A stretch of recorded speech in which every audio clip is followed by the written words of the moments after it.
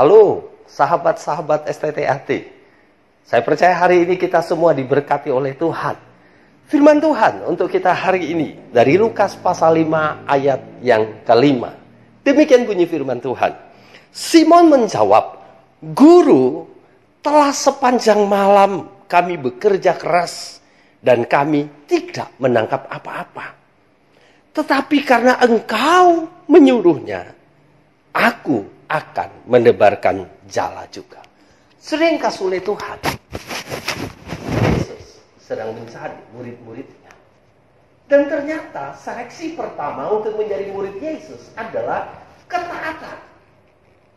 Ketika Yesus melihat Simon yang selesai menjala ikan semalaman tidak menangkap apa-apa, saya percaya Allah turut bekerja di dalamnya.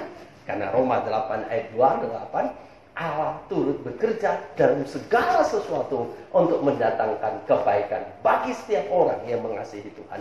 Demikianlah Allah turut bekerja di dalam pekerjaan Simon yang semalam-malaman tidak menangkap apa-apa. Seorang nelayan berpengalaman, saudara. Seorang nelayan profesional. Aneh kalau semalaman dia tidak menangkap apa-apa.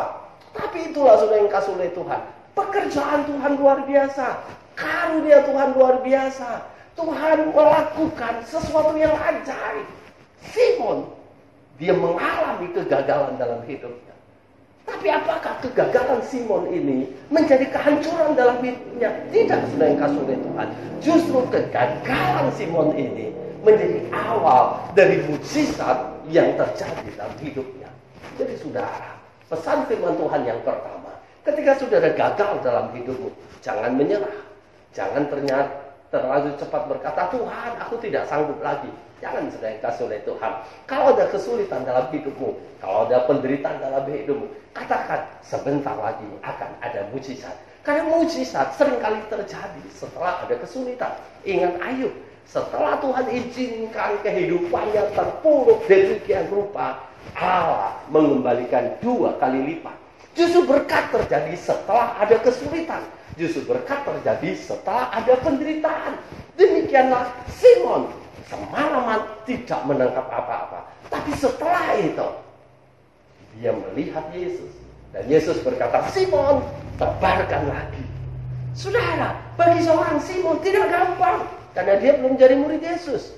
Walaupun dia tahu Yesus seorang guru. Karena dia melihat ada banyak orang yang sedang mengikuti Yesus. Dan Yesus sedang mengajar. Simon melihat itu dan Simon tahu. Dia seorang guru, seorang rabi. Tapi tidak ada hubungannya dengan Simon. Tapi tiba-tiba Yesus berkata, "Simon, tabarkan lagi." Saudara, sulit untuk taat. Karena apa? Loh, Simon merasa dia lebih tahu tentang menjala ikan daripada Yesus. Yesus seorang guru, bukan nelayan.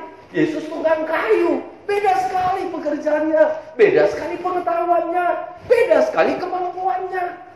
Bisa saja Simon berkata, "Lu Tuhan, Yesus, kamu tahu apa tentang menjala ikan? Aku nih loh, dari nenek moyangku seorang pelaut." Nah, kita yang kasih oleh Tuhan. Bisa saja Simon menjadi sombong. Tapi puji Tuhan, Simon adalah orang yang tepat menjadi murid Yesus. Simon adalah orang yang tepat menjadi sosok guru. Kenapa? Ternyata dia orang yang begitu taat. Sekalipun mungkin akal sehatnya berkata, nggak mungkin ada ikan. Apalagi seorang tukang kayu yang suruh. Tahu apa dia tentang ikan. Tapi ya nggak salahnya mencoba. Oke lah, gitu loh. Mungkin waktu dia menebarkan jala, dia tebarkan dengan perasaan yang gimana ya. Ya udahlah, asal-asalan saja, gitu ya. Tapi ternyata saudara, mujizat terjadi. Dia menangkap ikan yang begitu banyak. Karena apa? Ketaatan. Jadi saudara, menjadi seorang murid Yesus yang dituntut oleh Yesus adalah taat. Taat adalah syarat utama menjadi seorang hamba Tuhan. Kita semua adalah hamba Tuhan. Kita berproses untuk menjadi hamba Tuhan. Dan saringan pertama untuk lolos menjadi hamba Tuhan, untuk lolos menjadi murid Yesus adalah apakah saudara taat. Bisa saja Allah mengirim seorang anak kecil untuk menegur kita. Bisa saja Allah mengirim adik tingkat kita, orang yang secara akademis di bawah kita, tapi Allah kirim mereka untuk menegur kita, menasehati kita. Pertanyaannya, apakah saudara taat dengan suara-suara Tuhan melalui orang banyak itu? Taat untuk berubah, taat untuk berkata, Tuhan, aku salah.